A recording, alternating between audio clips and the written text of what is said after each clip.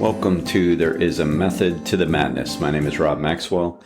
I'm an exercise physiologist and personal trainer.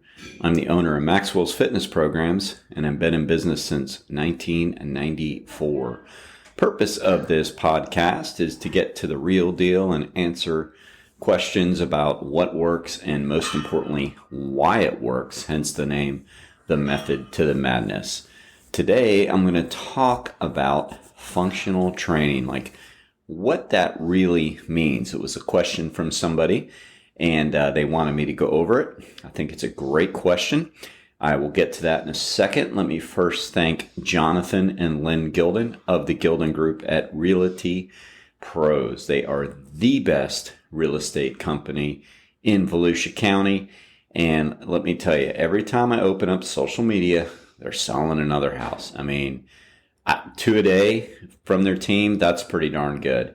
The market's changing, and you really need professionals to help you get that house sold. So if you need any help, reach out to me or reach out to them, 386-451-2412. All right, so let's talk about functional training. That seems to be one of the big buzzwords of the last, say, half decade or so.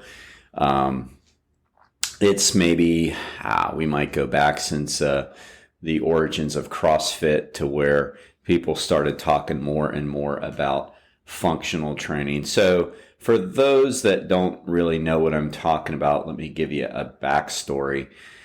People on the internet like to throw around different styles of training or things that they're trying to push to be most important than other things. And functional training was one of them. And I'm not downing on functional training. I'm going to talk about what it really is from an expert standpoint and why it is important. But I just want to make sure that people really understand what that is. But there was a big push around the CrossFit era when they first started getting going. And I'm not bashing CrossFit by any means. It's not anything that I've done or anything, but I know some people that compete at it and enjoy it. And if it keeps you more fit and all that, then more power to you. But, some of the things certain camps will come out and say just aren't true. And I'm not blaming them for all this. There's been a lot of misinformation regarding this, but CrossFitters do a lot of different events like traditional, old-fashioned weightlifting exercises like clean and jerks and snatch. Those are weightlifting movements where you pick the bar up off the ground and either bring it to your chest or over your head.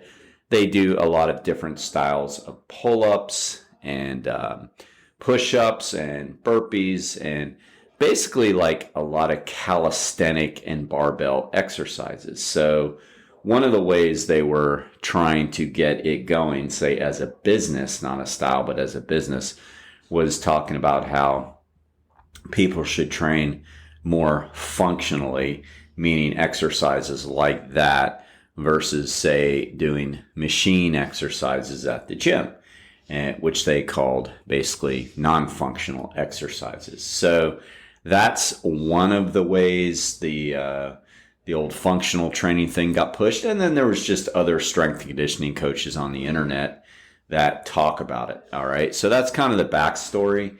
But the problem is a lot of people then throw that around and say, oh, I'm only doing functional training. So here's a good example. We had somebody text the gym, I don't know, a month ago or so, and it was like a Google referral search of sorts. They got the name off the internet, went to the website, and we're full anyway as a gym, as a personal training business. So we try to make room when we can for referrals, but we absolutely do not take people we don't know just because we're full and we really want to make sure it's the right fit. But I'm always very, cautious how I respond. I don't want to come across as arrogant or whatever. So I always respond friendly and tell them that there is a waiting list and that we're not taking clients right now and all that good stuff. And the person responded back and said, oh, okay, thank you. before I seek to be on the waiting list, can you tell me if you do functional training? So and she explained that she was older and was told she needed to do that and all this kind of stuff. And like I said, this is just a referral in a text, so I wasn't about to get into a lot of information or prescribe exercise. When I don't know somebody, my answer back was, I'm an exercise physiologist and I prescribe the right kind of exercise, whatever my client needs at the time. And I left it at that. I wasn't going to get into Pandora's box of, whether or not I think she's doing the right thing. So there is a lot of talk around it. People talk about it, but I don't think they understand it. Okay. So first, let me say this. So CrossFit or anybody else doesn't have a patent on functional training. So what functional training really are the strength training exercises you're doing improving your mobility, improving your strength, improving you. Now, we have to be very clear that almost all, if not all, strength training does that. So I don't like when I hear people say, don't use selectorized machines like a leg extension, leg curl, lat pull down, whatever. You don't hear that one as much because it's more of a compound exercise. But isolation exercises, dumbbell flies even, that's not functional. It's like, well, muscles, for one, are extremely functional, meaning the more muscle mass we have, the more quality life we have. Now, more and more studies have come out and shown that one of the greatest precursors to having a good adult senior life is having more muscle mass. So like after the age of 35, our body starts to go through sarcopenia if we don't work out, meaning age-related muscle mass loss. So that doesn't have to happen. So if we strength train, that's going to happen less and less. And you really can maintain your muscle mass very well if you do that. So number one, all muscle building is functional. There's not like certain exercises that you're going to say, oh, that's a functional exercise. That's not a functional exercise. Now, we could say there are more functional exercises, and that's fine. But to say one is functional and the other isn't is really silly. So again, it's semantics with the words. But let me give you an example. Let's say somebody has anterior knee syndrome or chondromalacia. That's a problem of the patella underneath the kneecap. And it's, in slang terms, we call it runner's knee. What that means is the vastus medialis oblique, the muscle over the knee, has atrophied and it's allowing the patella to slide a little bit, causing knee pain. The treatment is strengthening that specific muscle of the vastus medialis oblique. The only way you can do that is with a good leg extension exercise. And the only way you can really, really target that is with a leg extension machine.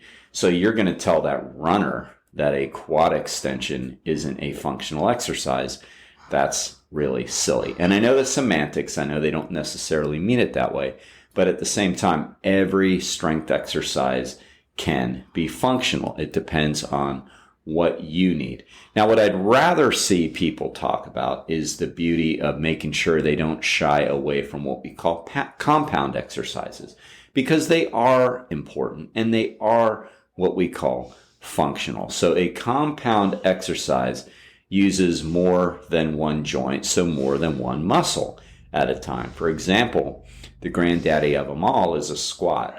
And a squat is a compound exercise because it's working the joints of your hips and knees, which means, because if you remember from past podcasts, that it's the muscles that move the limbs. So every time you have multi-joints, you have multi-muscles.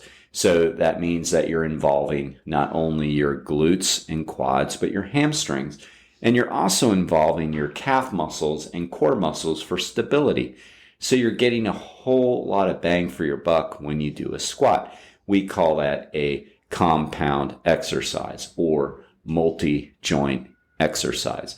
And it is very important to do those if you can. Now, sometimes we have people who are very deconditioned. They have trouble getting out of chairs.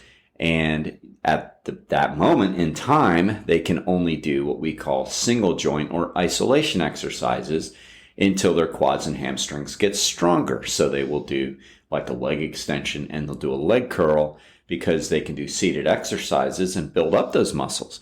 But once they do, we do like to get them into a squat form of exercise, one way, shape, or form, because look, there's nothing more functional for an ambulatory person than getting up out of a chair. I mean, that's important, right? You got to be able to get up and move. So a squat in that sense is very functional. But I'd rather people, instead of like throwing that word around, just understand the importance of compound exercises, because a lot of people shy away from them. And all they are is just involving more joints and more muscles than a singular joint or singular muscle exercise. That's all they are. And it simply means you can get more bang for your buck, meaning more efficiency. So another one, compound exercise, is a press, a chest press or a bench press or even a push-up. That's a compound exercise because you're moving two different joints. Again, you're moving your elbow joint, you're moving your shoulder joint. And in the case of a pressing motion like that, you're working your pectoralis major, your anterior deltoids, and your triceps. So you're involving three different muscle groups. And that's really important because that is your pushing muscle group. Like let's say, you're on the floor, you got to go. Well, you're going to push yourself up, right?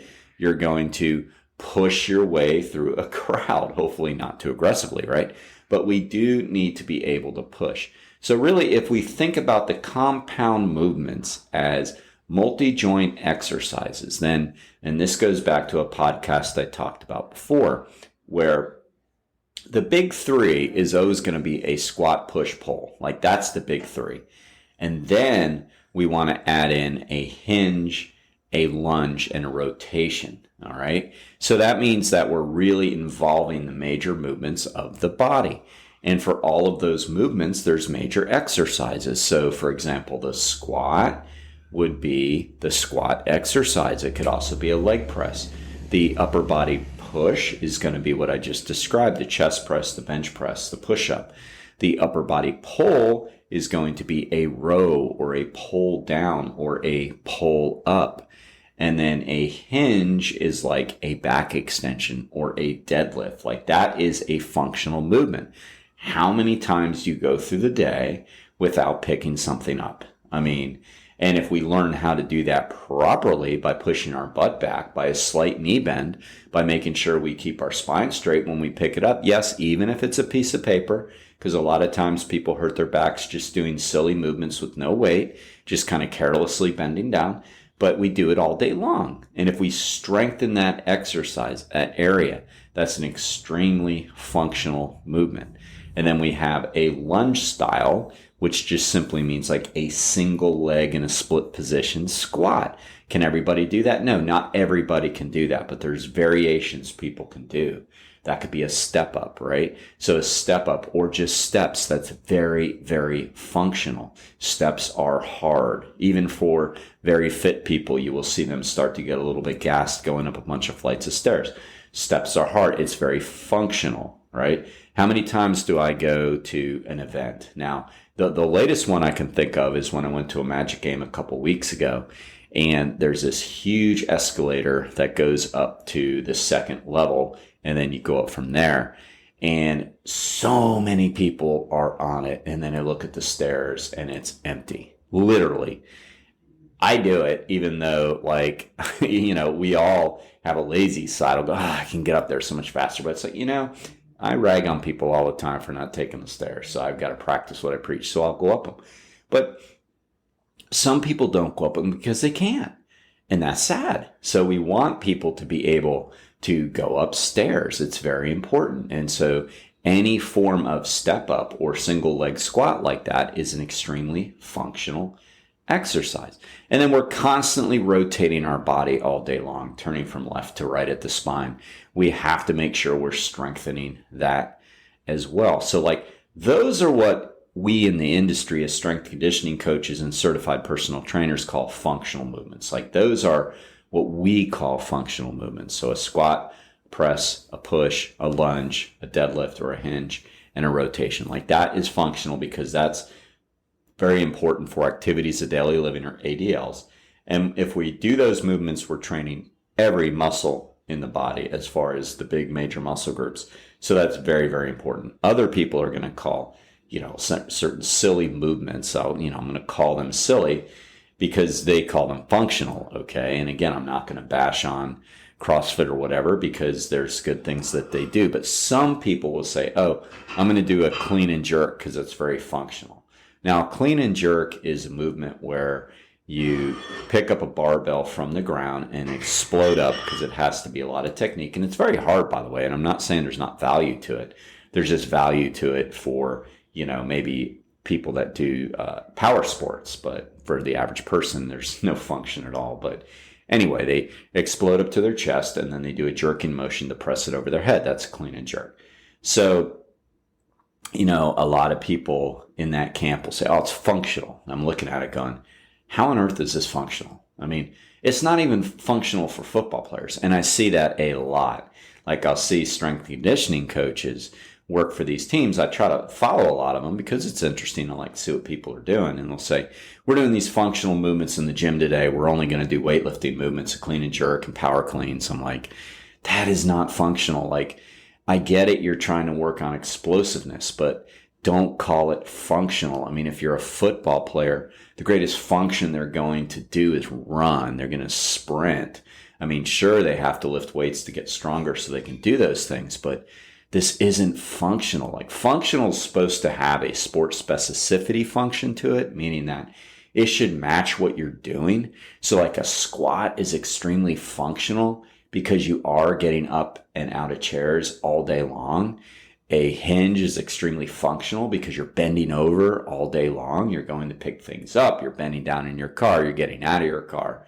A push and a pull is extremely functional. Steps are extremely functional. But some of these other things, and I'll hear people say that like kettlebell swings, oh, it's a functional exercise. I'm like, how's that functional? Can it potentially be hard? Yeah.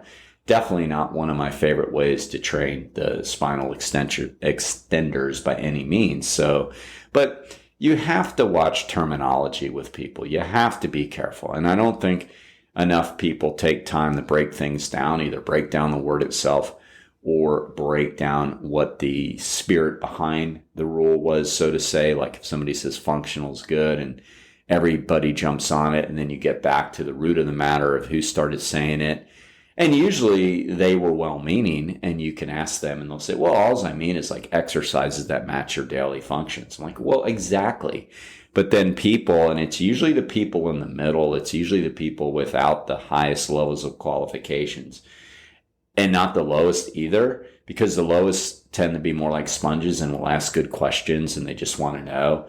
And the ones that know. But then it's sometimes the people with just a little bit of information. And I think you probably could see this in all of the industries, and whatever industry you're in, you could nod your head and go, oh, well, that's true. It's like people with just a little bit of knowledge, are going to all of a sudden have this major opinion and start telling people what to do.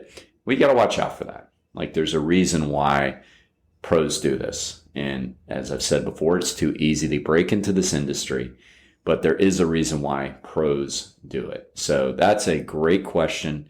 Keep them coming. As I've said before, it's my favorite thing to do on these podcasts. I don't like sitting around going, what haven't I talked about in a while? I'd rather really get questions that are going to help you. I mean, this podcast is here to serve and to help and to spread the good word. So keep them coming. Now let me thank Overhead Door of Daytona Beach, the area's best overhead door garage company, bar none. Best product and best customer service. Jeff and Zach Hawk own the local company, and they're clients and friends of mine, and they're phenomenal, and they're always helping out. I still remember when Zach brought me in a garage door opener because mine was shot and I didn't like the one I found at Lowe's, and he told me it was a piece of junk, and he just brought me one in. I don't even have an overhead door because the home I bought didn't have one. If it was my choice, it would. And he brought one in and said, here you go. I'm like, oh, wow. And then he showed me how to program it. I mean, it's stuff like that that like really, really matters. It matters to me. So give them a shout if you need any help at overheaddordaytona.com.